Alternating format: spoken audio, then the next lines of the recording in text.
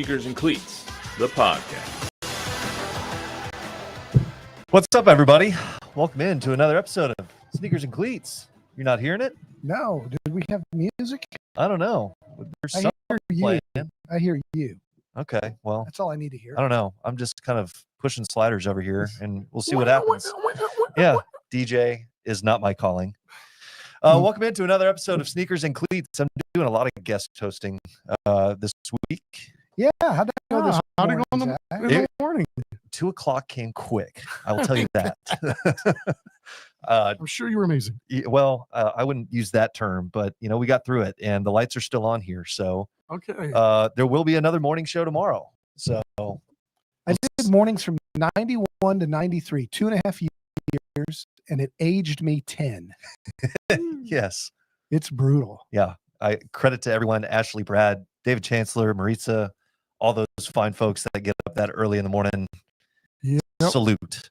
Here we are, another episode of Sneakers and Cleats. Those two, Chuck McKinnick, Don Harris, Zach Hedrick filling in today. Episode 215, by my last counting here. A friendly reminder to all of those out there listening and watching right now, subscribe to the News 4 San Antonio and Fox San Antonio YouTube channels. We are live streaming right now.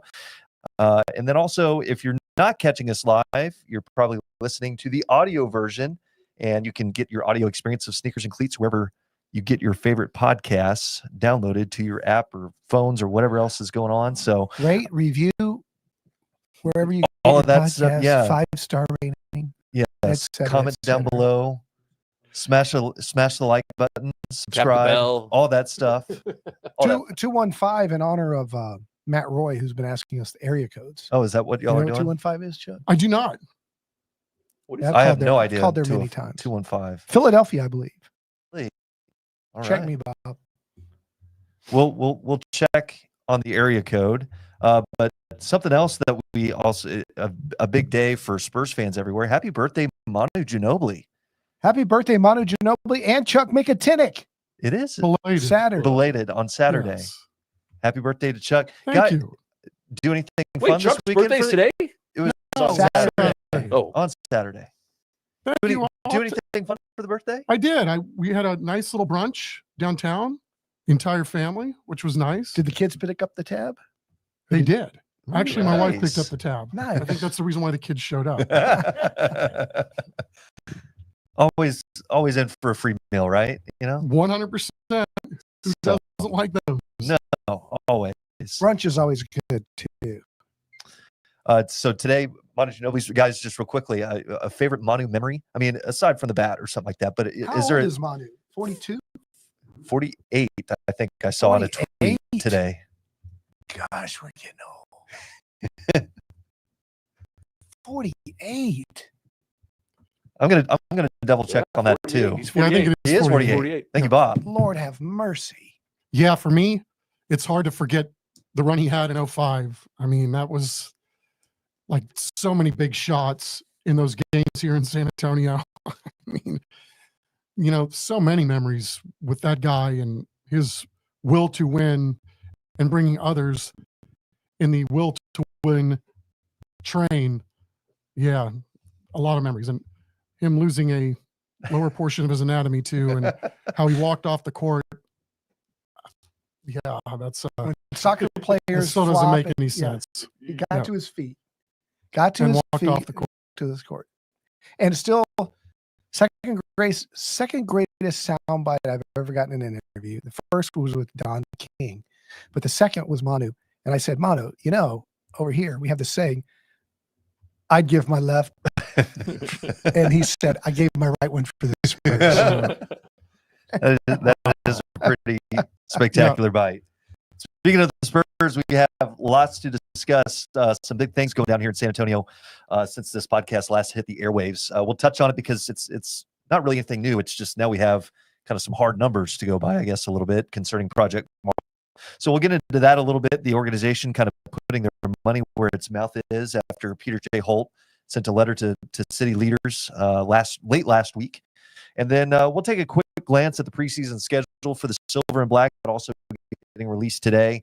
Not going to dive too much into it because it's preseason. But speaking of preseason, we're going to get the latest on Cowboys training camp out in Oxnard. Not too much going on in terms of contracts, at least the one fans are waiting for. Well said. But yeah. it's still going on. Injuries kind of starting to take a little bit of a toll.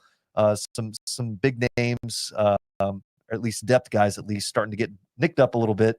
So we'll kind of see what happens there. And then also in the spirit of football season, UTSA fall camp starting up later this week. We'll kind of check in with Jeff Traylor and the UTSA Roadrunners before we get out of here. So, guys, first topic: Spurs. Deciding to commit a big number.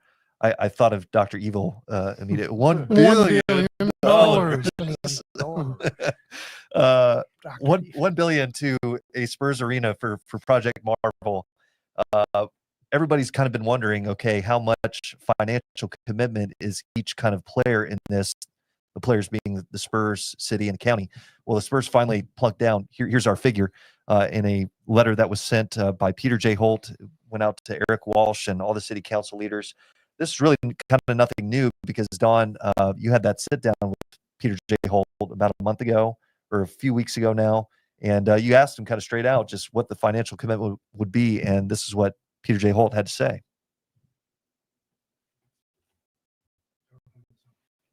Oh, well, we don't have sound, so we're going to keep rolling. But he basically, you asked him, hey, the Spurs are going to pony up some cash, right? And Yeah. he said, yeah. He said at the time, hundreds of millions of dollars. It was, it was unclear if that's going to be 300 million or 500 million. I think what they came up with was 500 for the arena itself and another 500 for surrounding the areas. development around Yeah. it, which will fund the arena through the PFZ, the private finance zone, which is complicated, but it's the state program that allows Dallas, Houston, Austin, and San Antonio to use a 3-mile radius around a professional sports facility and or a convention center, but only for those purposes, to generate revenue over a long period of time, 30 years, whatever, to pay off debt on said arena. It's not, you cannot use that money for police, fire, floodplains, streets, any of that. It's a state deal.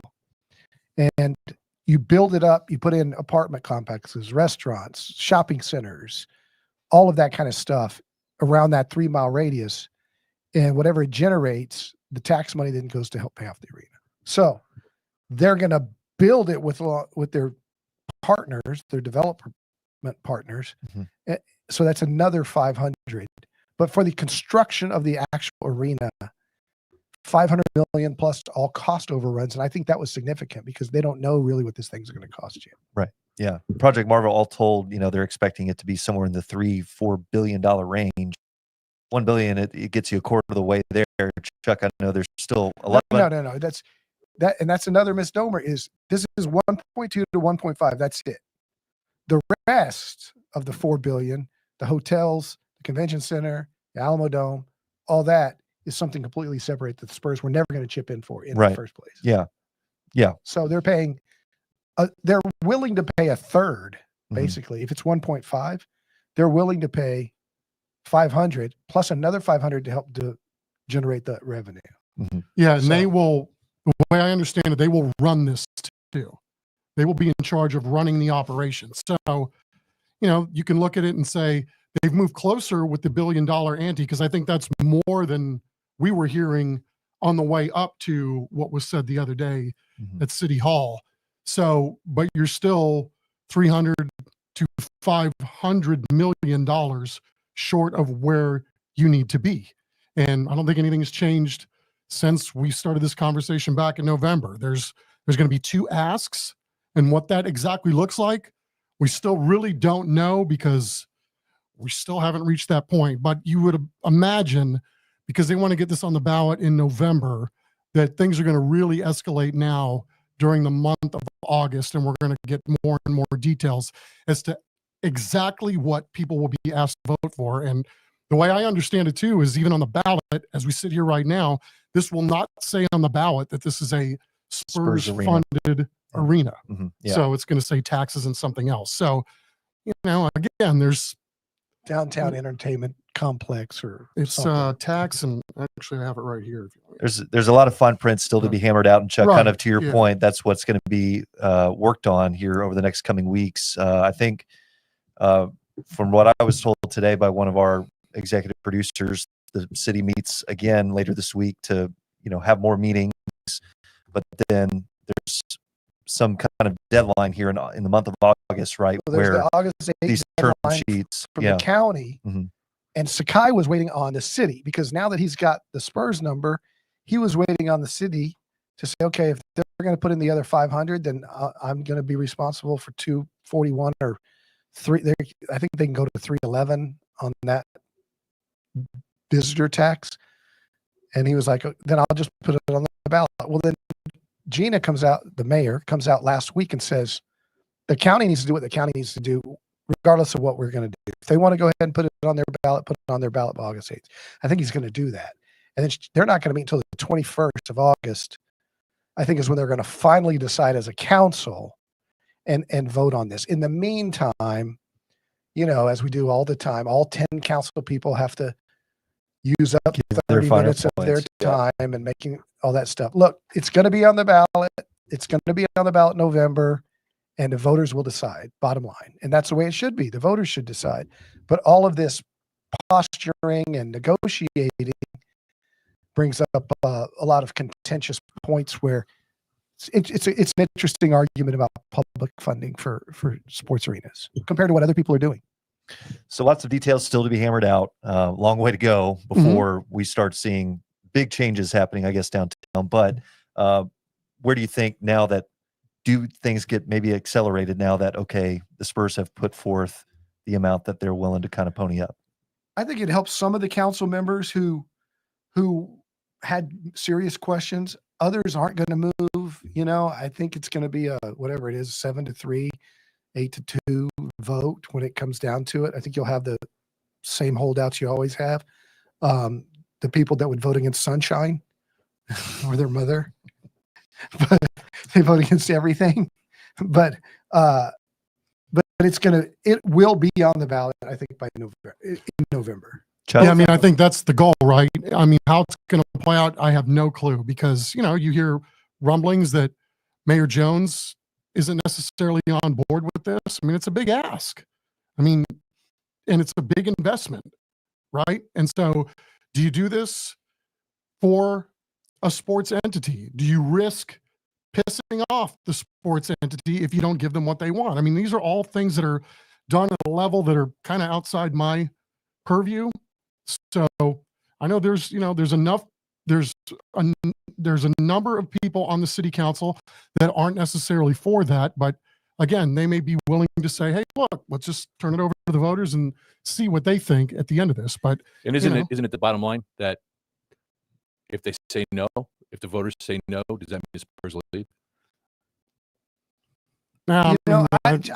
I've knocked this around a little bit, and I think I don't think it's like the death knell of this thing this time. In other words, so let's just say, and I don't know anything. This is just, Chuck and I were talking about this the other day. If you're told no and you're the Spurs, then do you play the Austin card or the Seattle Vegas card, whatever it is? And does that move them? And then this gets done in a year from now or 2 years from now. Let's remember, this was not the Spurs' idea.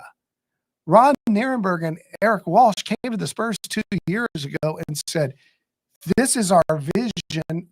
Will you participate? Do you guys want to be a part of it? And so I think if you're the Spurs, I read Peter's letter as being a little exasperated with the fact that, okay, you guys came to us. We're going to play. We told you we play. We're going to give our $1 billion. But now Ron's out of office. You got a new mayor who comes in and may not have the same vision. And now you're breaking our, what, in these council meetings where we're getting our butt kicked by the public comments of every Tom, Dick, and Harry that has an HOA that wants to complain about tax money for public venues. Look, you either want us or you don't. You want to do this or you don't. But we didn't come asking for this. You guys approached us, and now we're the ones having to sell it. to the public. Yeah, I don't necessarily see it quite that way. I mean, Peter J. Holt has been on the record saying we have to have certain things in order to operate in this day and age in the NBA, right? So this new venue with the arena and the stuff around it will help facilitate what they need in order to compete with the bigger market teams. So the way I understand it is, I heard this from a pretty substantial source, somebody that's in the know, that they will weigh their options if this doesn't go through. For sure. So they have to. I mean, they've already said on the record what they need to compete. So what does that look like? I don't know. Does it mean we're going to move and we're going to do all that? I mean, that's probably a conversation that's, let's let a few things play out before we start going down that road, because I don't think fear mongering or anything is going to solve any problems. And I don't think but they want to play that card. No, I don't think so either. I think they would have at this point. So, yeah, I don't know. I mean, but when you have council people that are up there, Jalen McKee Rodriguez saying he kind of threw that all out there the other day, and he said, I tempt the Spurs to see if they can get a better deal somewhere else. And I mean, I think some of what he says is absolutely, it's true. I mean, this is a pretty damn good deal as we sit here right now, if it goes through, where, the Spurs are putting up essentially $1 billion. And if the whole thing costs $4 billion plus, when you're talking about the entirety of the project, which is being driven by the Spurs, that's not true. That's not true. That's absolutely not true. The entirety of the project is not a Spurs vision. It's not being driven by the Spurs. The Spurs are interested in their arena, $1.5 billion. That's what they care about. Ron Nierenberg and Eric Walsh came to them about Project Marvel and being a part of with the dome scheme. and Freeman and all the other upgrades. Spurs are the driving force behind this, though. This doesn't happen without the Spurs' participation in all of this. They have to participate, but from their perspective, we're putting up $1 billion of a $1.5 billion project. Really, they'll admit to you that they're putting up $500 million. They see it as, we're putting in 5, the county put in 5, the city put in 5. And the city doesn't have to put in the 5. It comes from the state generating the PFZ. That's correct. But they do have to put in $250 in infrastructure. That's nice that you have that funding available if you're going to pull off a project of this magnitude. Yeah. But there's the other side of it is, what about the CPS plant that's got to be moved or will be moved if this thing goes through? There's going to be the infrastructure around it. I mean, all that's going to cost money. So, again, when a city councilman says what he says, there are others that feel the way that he does. So there's a lot to sort through between now and when this stuff gets put on the ballot, and we'll see what happens over the next month. Yeah. So you have it right there. Lots to discuss, lots to explore over here the next few weeks and months. So long way to go. Bob, do we got anything on this topic before we kind of keep moving on a little bit? Tom Guerrero in the house. Shout out Tom. First of all, Luis, we're getting some comments that the audio is a little shaky, a little laggy. I don't know if there's anything you can do about that at this point, but I just wanted you to know. Zach. It's Zach. I know. We blame Zach for the problems. Yes. Thank you, Zach. Tom does agree, though, that the voters should be the one to decide this. Yeah. People should be decided. And Trevor says, regardless if it's for a good reason or not, if the Spurs were to ultimately leave San Antonio, history will not be kind to the mayor and city council. And that's what I think is ultimately going to be in their back of their minds, right? And as a city, do you want Jalen McKee Rodriguez making the decisions for, the rest of the citizens? That's why put it, negotiate up to the point that you feel comfortable with putting it on the ballot. Let the voters decide. If they say no, you can campaign against it all you want once it gets on the ballot, and you'll have people campaigning for it. You'll have people campaigning against it. And then let the voters decide. So it'll be a topic that will be a discussion point for the next few months here as we get closer and closer into the fall. Real quickly, before moving on from the Spurs, their preseason schedule coming out today. Hard to believe, a little more than a month from now, we're going to be back in basketball season. We're not even playing football yet. I know. We're getting back, ramping up for basketball season again. But 5 games for the Spurs to check them out, get a new look at Dylan Harper, Wemby, and all the guys back out there on the floor. I'm going to try my best at this, but they're opening up with the Guangzhou Luang Lions from China. That was perfect. Please, How about that? Please coach me on that for the 5 o'clock show today. We'll try. Well, I'm sure somebody will critique me and say that wasn't quite right. But that is on Monday, October 6th, first of 3 home games for the Spurs this preseason. They also have home dates against the Utah Jazz and Indiana Pacers.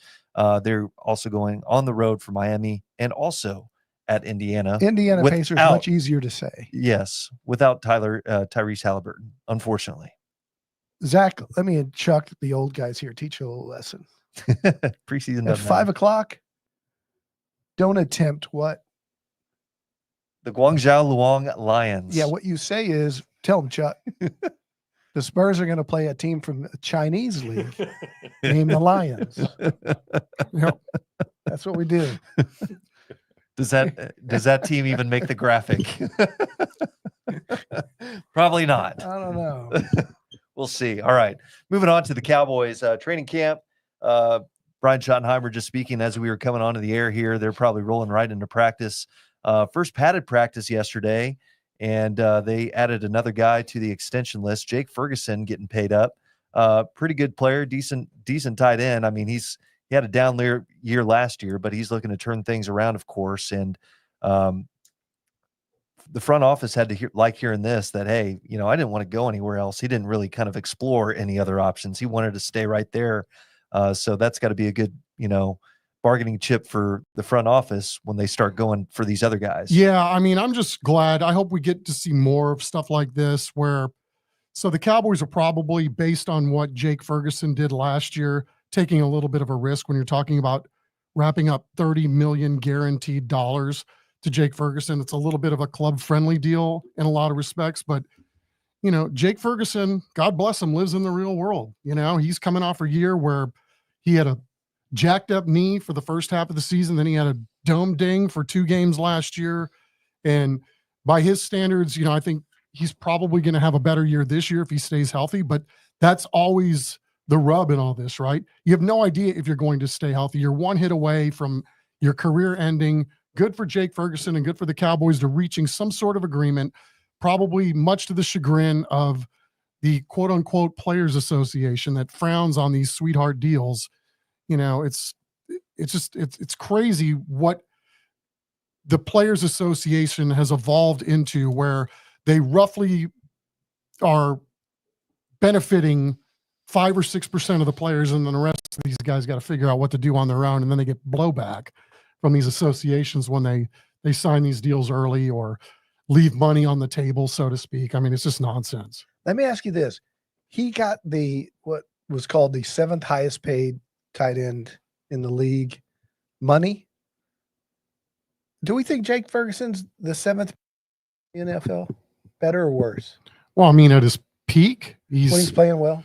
I mean, he'll be even better this year with another dude out there. I mean, off the top of my head, I would say maybe. I mean, when you think of Kelsey and you think of the guy in San Francisco, and who else do you think? There's a guy in Buffalo, right? Yeah. I can't remember, but Ferguson, when healthy, pretty athletic guy. So I thought 7th. That's about right. Yeah. And you're talking about a guy too that was a 4th round pick. I mean, 4th round guys don't usually get this kind of guaranteed money. So good on Jake Ferguson. Yeah. And good on the Cowboys for kind of getting out in front of that. And let's see if there are other guys on this roster that kind of follow suit. It seemed like it's a pretty fair deal for both. Yeah. Yeah. A few more guys in contract years that the Cowboys may be targeting. We'll get to those guys in a second. But first, of course, everybody wondering what is happening with Micah Parsons' deal. Where does that stand? Well, Jerry Jones, speaking to one of our affiliates yesterday, he was asked, of course, where things stand on the Micah Parsons contract, and here's what he had to say. Obviously, Micah, first of all, does want to get paid. He's getting paid. He gets about 20-something million right now. And that's pretty easy, 20 million, standing there watching practice out there at the same time we're going on. But seriously, I don't have a lot to say about it. This is pretty commonplace. You have high-profile players that are under contract that basically want to renegotiate for the future. I get it. And it's just a question of allocation. The process is going along, and Micah's a smart young man. And I can't tell you how smart he is. I think he may be the most intelligent player I've ever negotiated with. And we've had direct negotiations at length. And Micah called me from Saudi Arabia and wanted to come in and get in and come in and talk about negotiate the contract. And we did. And so we've got some things to work out, but we'll see where it goes. Well, Jerry taking another shot at Micah there at the beginning, getting $20 million to just stand and watch practice. So the war of words continues. Oh, I loved the what he told Todd Archer yesterday was he said the fans were screaming, pay Micah, pay yeah. Micah. And Archer asked Jerry, did you hear those chants? And Jerry goes, you mean those faint little chants that are nothing? Right. They were nothing like the loud theater ones last continues. year for CD Lamb. Like Micah, Micah's going to hear that and go. So Jerry's saying the fans like CD more than me. Yeah. Stephen Jones also chiming in on this dispute as it goes on. He said, quote, we want to pay Micah too. He's got to want to be paid. So it's just both these sides are ready. Doesn't Jerry realize that year after year, whether it's Dak or whether it's CD, we have these sound bites from him on tape where he explains the salary cap to everybody. Sure, yeah. And he says, the more you give to one guy, then you don't have money to give somebody else. He says that all the time. Allocation. And then Micah Parsons, I guarantee you, is going to get $41 million a year when this is all said and done, just like we knew he was once TJ Watt got paid and once these other guys got paid. So what's he waiting on? Maybe I'm not a smart enough business person to know that if you let that money sit in the bank this extra month of August, what it makes in interest. When you're talking about a $30 million signing bonus. Yeah. He knows how to build the drama. So to get more eyeballs, and I think he's accomplishing it.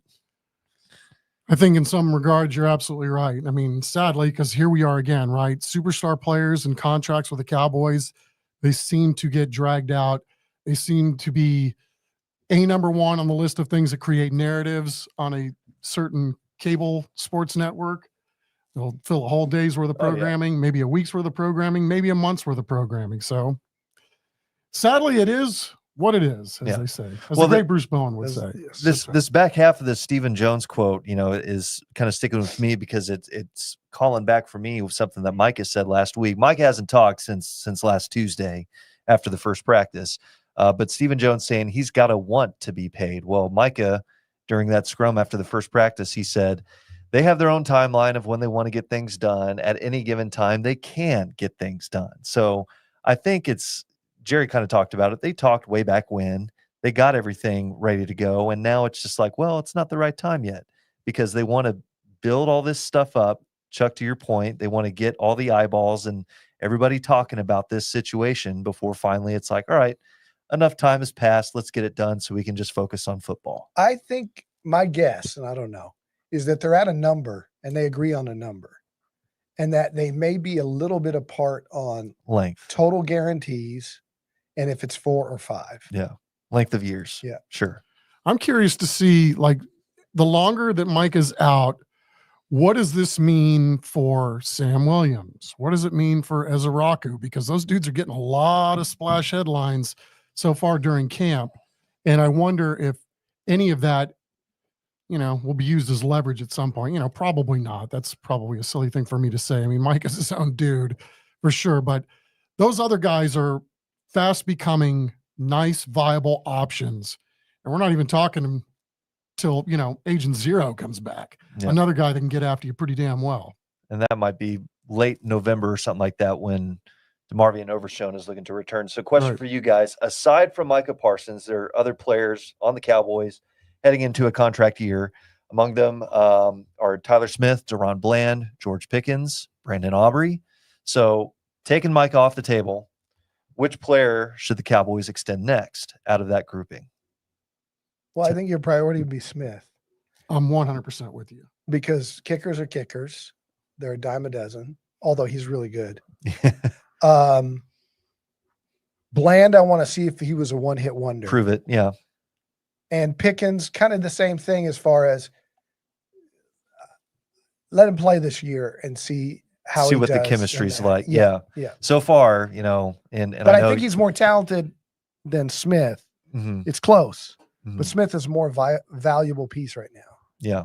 Yeah, I mean, 'Cause how did he look with your eyeballs? I mean, I'm curious because when we were there for OTAs and mini camp, you saw a little bit, but not like guys going full speed like that. I think still, kind of getting used to being on the same page with Dak and kind of understanding the playbook and everything. But yeah, just you kind of see just how it opens things up for other guys because, I'm seeing videos of Jaden Blue and other tight ends, guys like Jonathan Mingo, Jake Ferguson, Brevin Spanford, who are getting opportunities because of these coverages that Pickens and CD are drawing. So that's what they're looking for, right? So it might be Yeah. other big years where it's underneath a little bit. And then finally, when they're rolling these coverages to those other players that, are getting open, well, now it's time to take the top off, and here comes Pickens and Lamb. Yep, So, spread them and dead them. We were talking about that yesterday, right?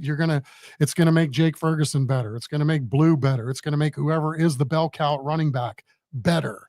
Everything is going to be better just by having another playmaker out on the field. but it's all dependent too on how that offensive line 100%, Yeah. as holds always. up. Jerry Jones talked about that yesterday. He's been very critical, I think, of their play last year, and it's like it all hinges on that. If all the Tylers up there and Cooper Beebe can gel together and keep Dak clean, so Yep, and open up some we'll holes kinda- running. We'll kind But of I see tell how you this, on tape, from what I see, athletically and size-wise, man, Pickens looks like he's big and long and moves just so smoothly and quickly. Yeah. He's going to be fun to watch. All right, real quickly before we get out of here, UTSA fall camp opening up. Jeff Traylor will speak with reporters tomorrow, and then the first practice opens up on Wednesday. Of course, expectations high here in San Antonio for the Roadrunners. Picked to finish near the top of the American. They don't really have a pre-poll to go away with those. Those are kind of meaningless anyway. But Coach Traylor, they're returning a lot of experience on offense. They got some questions to answer on defense, but he's looking for some guys to step up during this fall camp. And here's what Coach Traylor had to say at American Conference Media Days. Pretty much at UTSA, it's championship or bust.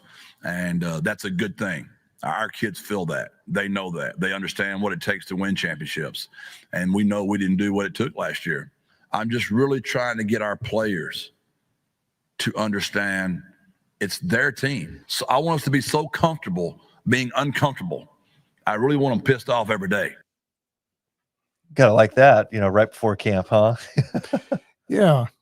I mean, for me, he says all the right things, right? Oh, yeah. He wins the He press measured conference. what his team was last year. He got tough on him towards the end of the year. I don't think he's going to have any problem doing that, as he would say, have a more buttoned up.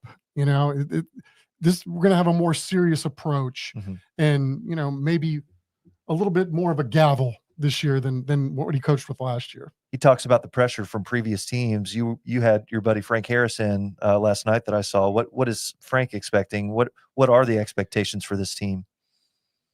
Yeah, I think it's they're looking at 7, 8, 9 win season, depending on how they do against Colorado State, Army, and Tulane late in the year, and Texas State is going to be, all they can handle at home.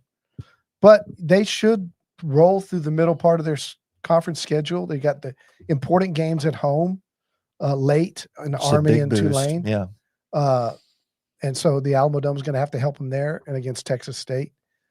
I think Colorado State's a really interesting game on the road. I think if they can win that, it would be kind of like that first year when they won at Memphis, where it kind of set the tone for the rest of the schedule. Springboard them. But I think, what Traylor is saying is, he had Rashad Wisdom and Frank Harris and all these guys for years and years who were leaders, mature veterans. He could have them run the team. He kind of forgot about that last year, and he kind of let the guys run the team, and they didn't run the team. Mm-hmm. They ran it into the ground. And so he had to come in and rescue it in this offseason and start treating them more like a high school team again. We're going to have these discipline things. You're late for a meeting, you're punished, and all these kind of things. So I think that's what he's buttoning up. Yeah, it's going to be weird too. I mean, he's got all his starters back on offense and none on defense. I mean, wow. Yeah. A lot of And guys I in the heard him transfer portal. say when he was talking to Matt, he's like, I don't think I've ever had that. I don't know if I've ever heard of something like that, right? Usually it's like you've got 3, 4, 7, 8 coming back, whatever, on each side of the ball. But to have them all on one and none on the other, what is that going to look like early on in the year? I'm curious. Because when we would read Dave Campbell's magazine preseason about teams, no returning starters, you're like, okay, they're going to be really young. But with the portal, that's not the case because they're all just for-pay mercenaries. And some of these guys come in are fifth-year guys, right? 24-year-olds. But I mean, the point is you're going to have to learn to play together, which is going to be really, when you have that many moving parts, a lot of these guys were maybe not necessarily starters last year, but were in the program, but were elevated because of all the injuries that they had too. Less than 5 weeks away before kicking off the college season. Yeah, UIW coming up real quick, like the week before everybody. Yeah, against Nichols. So that's kind of cool too. That we've expanded the football season even a week earlier, which I don't think too many of us are against, quite frankly. I think we're all talking about Texas State, UTSA, but we forget UIW is coming in the next week. Mm-hmm. And I'm interested, like, what's the line going to be for UTSA hosting UIW? Probably lopsided. I mean, it's the body size, right? You go to see UTSA guys and you see the UIW guys, and you got a lot of scat on UIW, but the UTSA guys got scat and they're huge. So, that's a nice, that's cool. I hope they continue to do that because that's only going to help elevate UIW too in a lot of ways. UIW picked to finish first in the Southland Conference, by the way, and pretty overwhelmingly so. So Clint Killow keeping that train rolling like it has the past couple of years. So, Bob, got anything else before we are moseying on out of here? Just a big question for Chuck. What is the greatest Ozzy / Black Sabbath song of all time? Probably Over the Mountain from the first Ozzy solo record. Blizzard.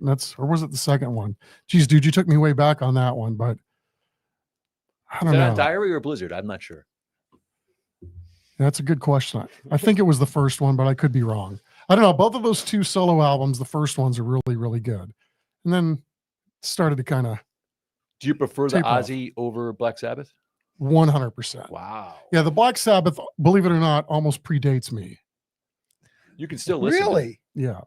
See, I was a preacher's son. I was not allowed to listen to devil music. But you do now. And he's in a black, wearing the black pullover today. So. How about you, Bob? You got? Is it a Black Sabbath or is it an Ozzy song? It's I love Black Sabbath. I think especially the more and more I listen to the Ozzy stuff. Overall, Black Sabbath by far so much better. Okay. I think NIB might be my favorite of all. Really? Okay, that's a good one. It's done better when it's done live, though, in my humble opinion. No, it is. Yeah. Perry Mason, that's a good one too. The Ozzy song, Perry Mason. I don't know that one. Check it out. It's nice and catchy. All right. I think Zach Wilde was playing guitar on that one. Well, that'll wrap it up. Don't hold me to that one. That's going to wrap it up for this episode of Sneakers and Cleats. Don't forget, if you haven't done so already, subscribe to the News 4 San Antonio and Fox San Antonio YouTube channels. We will catch y'all on the flip side.